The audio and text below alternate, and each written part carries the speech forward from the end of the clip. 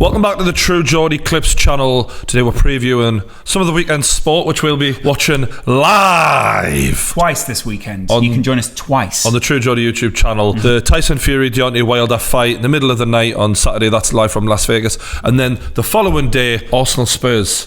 2 battles. Big game. One for a heavyweight title, one for Kings of London. And of course, big reaction on the weekend to Liverpool versus Everton, which will also happen on the Sunday. We'll talk about it all. Huge, yeah. If you want to bet with us, the links are in the description below. Bet £5, get £20 free is the bet with Brian. We've also got an accumulator, which will be coming up on screen right about now. That's Chelsea, Liverpool, Arsenal and Barcelona to win 70-1. The promo code for that is ACCA, but don't worry, that will automatically go in there. Fight week is here. 2 undefeated giants of the sport risking their undefeated Deontay Wilder looks cool though, doesn't he? He looks like he should be in like Boys in the Hood or something. I don't mean that in a racist way. I like the bandana. I went down the street yesterday and we asked 50 people, have you ever heard of Deontay Wilder? 2 people said yes, and they were boxing fans. And did you ask him if they knew who you were? 100%. And they all did. That's because he introduced himself. Good afternoon, Tyson Fury. Nice to meet you. Yeah, great to see you. Do you know who I am? You just said Tyson Fury. Tyson Fury. Great, 100%. Brilliant. There ain't never been a man that could better me in a fight. Ever. So if Deontay Wilder is that man, then God bless him. Because I've been waiting and searching for him. I've been searching the world for somebody to better me for 10 years. That would actually get into your head a little bit, wouldn't it? Do you think Deontay Wilder looks incredibly cold though here, doesn't he? He looks like he's cool, calm, like he's ready to just do the business and walk out. I don't know. He's certainly taken in what the Gypsy King is saying, isn't he? Deontay Wilder's cool persona. He's building his own narrative. I don't know. Do you think he cares what Fury says? He answered with the same thing. He said, I've always struggled. I've had my own struggles. It's the way Fury words it. So Wilder's been in a boxing career, just trying to keep winning fights and trying to make his way. Fury's like, it's so hard to beat me. I've been trying to find someone to do it. Right. That's how hard he's flipped it on its head completely. No disrespect to Deontay Wilder, because he does shouts his bullet squad thing around the room quite often. Bomb squad. Right. I like it when a granddad sort of tries to name the current the #1 rap group, and he's like, that HWA, they're banging all the hot tunes on there. They're loving it. Loving life. Yeah, the Bullet Squad. And I look at him and I don't see a bad man, I see a pretender. And I've seen many of them in my life, giving it the big until they get slapped in the mouth. Good up, Dosser. Yeah, that's awkward, isn't it? Get up, Dosser. He loves the phrase Dosser. No, I love that. Bum. No, but I like the fact that Fury's just saying, you've only been acting like you're the king for the last couple of years, but this has been me the entire time. And when you look back at Tyson Fury, his whole career, he's always been this way. That is 100% true what he's saying. This isn't an act. This is what he really believes of himself. How old is Tyson Fury? Tyson Fury is about 32. Right, okay. How old is early 30s. Wilder? I think they're about the same age. Really? Yeah. Why is his ratio so low? You better be afraid, because when I get in the ring, baby, it ain't gonna be no more Mr. Nice Guy. He's got a point. Deontay Wilder hits harder. That's one of the factors of this fight that isn't undisputable. Do you think there's a big problem also that Tyson Fury has a giant nipple in the background of his video? No, that's not. That just looks because they've blown it up. Right, okay. They're not to scale. Are they not? No. Okay, no. I just want to be clear about No, that. but I've seen some... anyway.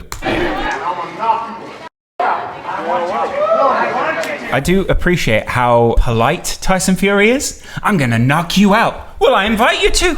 I'd love it if you'd knock me out. You're more than welcome to come over to my house. I think there's something about Tyson Fury, though, because I remember hearing him in the Klitschko build-up say similar things like, well, I hope he does knock us out. Yeah, like, an almost sadomasochistic. No, but it feels like he's looking for someone to almost put him out of his misery in a weird way. Like, right, after the Joe Rogan interview, you sort of see he's always on that line between pleasure and pain, isn't he? Oh, yeah. In terms of aggression, in terms of deep-rooted anger, I think Deontay Wilder is a much more angry human being. Like he said on the Breakfast Club, I want a body on my record, as in... Right, kill him. Yeah, he wants to kill someone.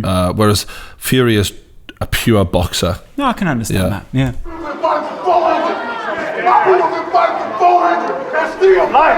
He's making a point of that's what's going to be happening in the fight. You won't be able to touch me, sort of thing. Be very careful.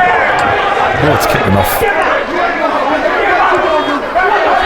It's a nightmare when that starts happening, because what you sort of realise when you're in that situation is that everyone's a child. Like playground shit, you know? You're going to have the opportunity to do it in a couple of days, lads. Just chill. They've been punched so many times. They've had so many fights that I think you're talking like a combined 50, 60, 70 fights between these two. Yeah.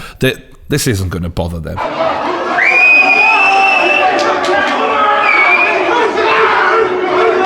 Do you ever think how strange this is to an American guy to see? Do you know what I mean? Yeah. He's looking at that, he's thinking, I've never seen anything like that before. It's very...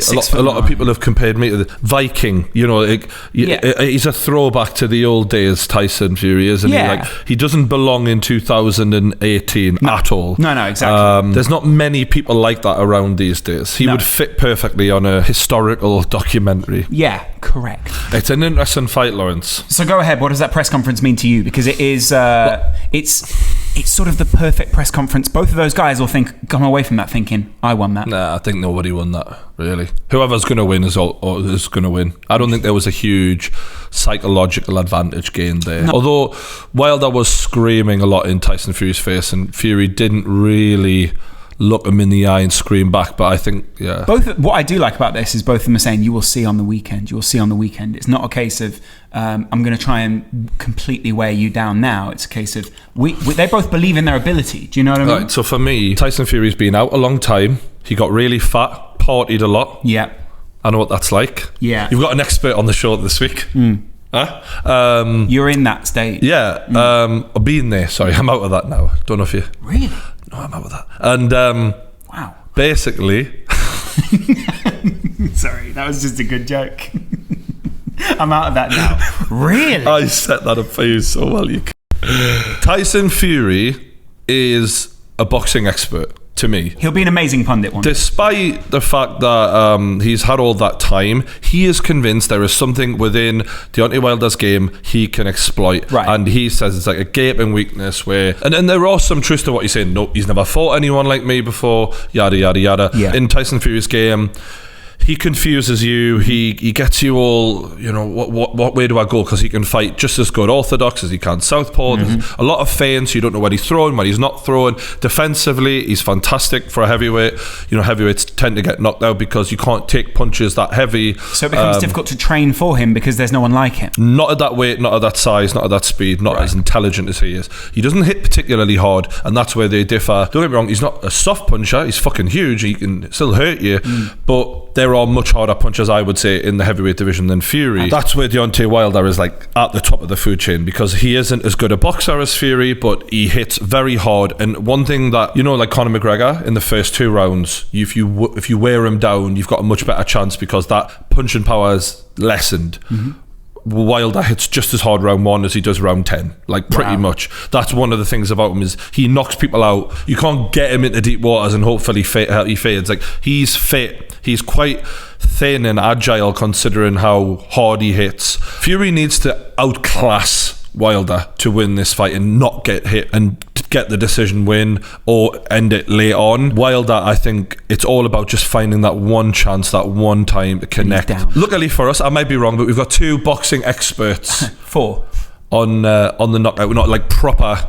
Dave Caldwell and Johnny Nelson join us on the knockout to watch this live, so they're going to help us really understand what's going on in the ring, because although I'm a fan, these guys have been there and done it and won the t-shirt, along with Hugh Wizzy and of course True Geordie as well. So it's going to be great from 3 a.m. roughly, right? I think about 3, half 3 in the morning, something like that. I'll have a lot of special coffee to stay awake, but we've also got the kick-off the next day. Should we talk about some football? I think we should actually. Would you rather talk about the game? I think we should definitely talk about the game before the game that we're covering this weekend. The game before the game. The game before the game. Before the shirt. Yeah, everything good is happening on Sunday.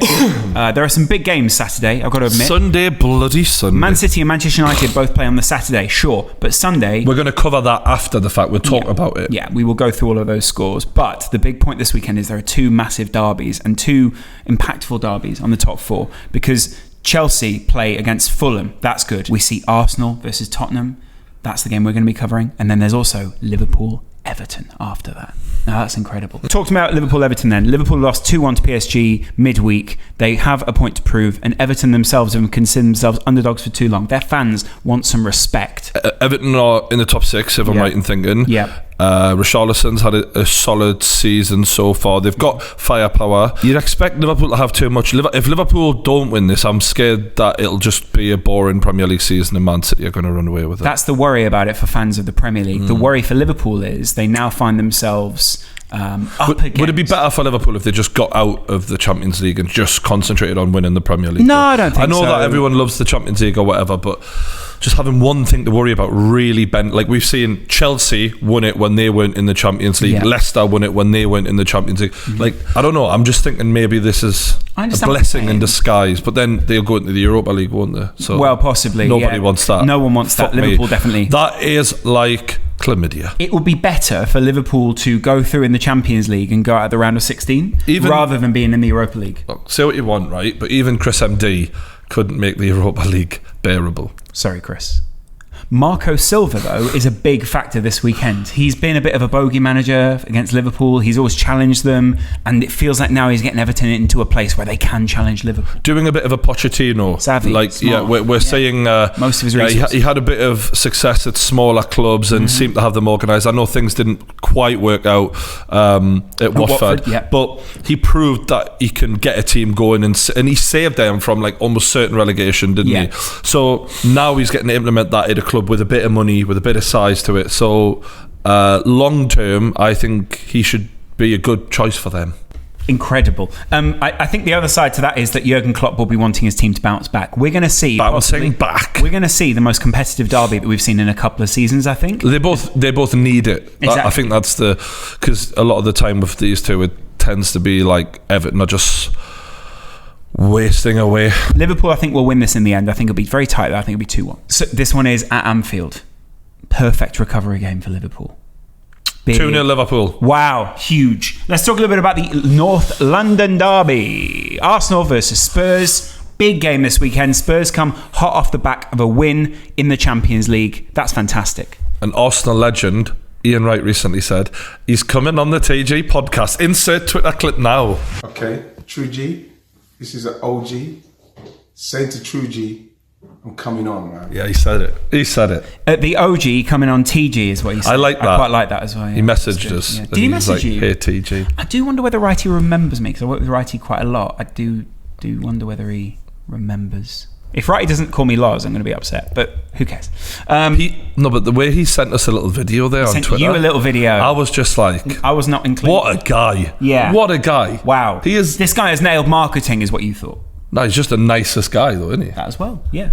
I can't wait to meet him. And he also said, give us a few help with me YouTube channel or whatever. I was like, yeah, sure thing, mate. Okay. No bother. You set him up, I'll knock it down, Ian. I thought. So are you going to go on his channel as well? Whatever he wants, Sure. to be honest with you. Yeah. As long as I get what I really want, what I really, really want is a night out with Ian Wright and Alan Shearer on the booze.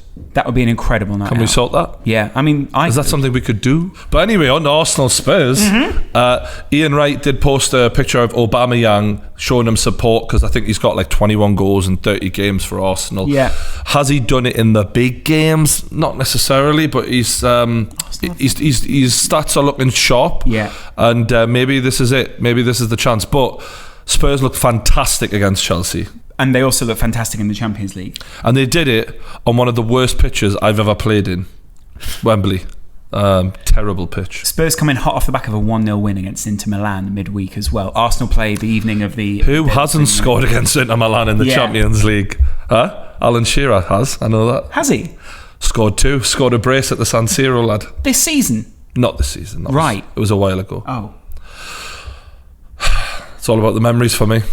Understood. But yeah, Spurs look great against Chelsea. Yep, and smashed them to bits. Arsenal have what is a really great record so far this season as well. Both these sides competing. Who is going to get the North London pride? Spurs are technically still in with a chance of chasing for the title. Yeah. So if they... Very outside. It's outside, but they've got a chance. And especially with Harry Kane, I always feel like with a damn good goal scorer, if he goes on a run, they could really put up a fight. And City are playing Bournemouth this weekend. Oh, so fucking hell. Yeah. I get the feeling they're going to get the win.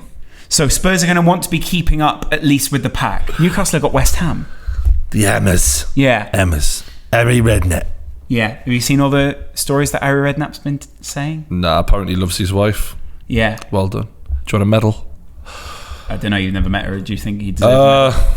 He's getting a foot rub off Nola Edmonds or whatever. Yeah, that was a bit weird, wasn't it? Yeah. I think we try... I'm going to put it out there. I think we go for Noel Edmonds on the podcast. Really? Yeah. Why? Noel, Deal or no deal? Come on. He's a weirdo, isn't he? Yeah, but that's what I want. Yeah, I love a little weirdo, to be fair. He's like a old food reviewer. Yeah, I think we could break him. But I think his guilty pleasure is not food, it's Don't say it. other things. Don't say it, because Project was... So... Well, they aren't him. What? No. Prediction for Arsenal Spurs? After all that insight we gave, I would say... I'm going to say Spurs. I think Spurs will take it 3-2. I do think Arsenal will score, though, because Arsenal are going to press. Arsenal have had a pretty good season so far. If they lose this and lose it convincingly the way Chelsea lost to Spurs, will the fans finally get a bit annoyed? No, they will won't. we see a They return won't. of the old days? No, they won't. No. All right, then. I'm going to go 2s each. Big guest this weekend. Join us then for that. That's good. And thanks for watching. Don't forget the ACCA. That's in the link in the description as well. All the bets, Bet with all the Brian. links. Just basically come and watch our shit and sign up to our shit. Thanks for watching. Right. This is it. Yeah. Thank you. Cheers. Cheers. Bye-bye. Peace. Peace.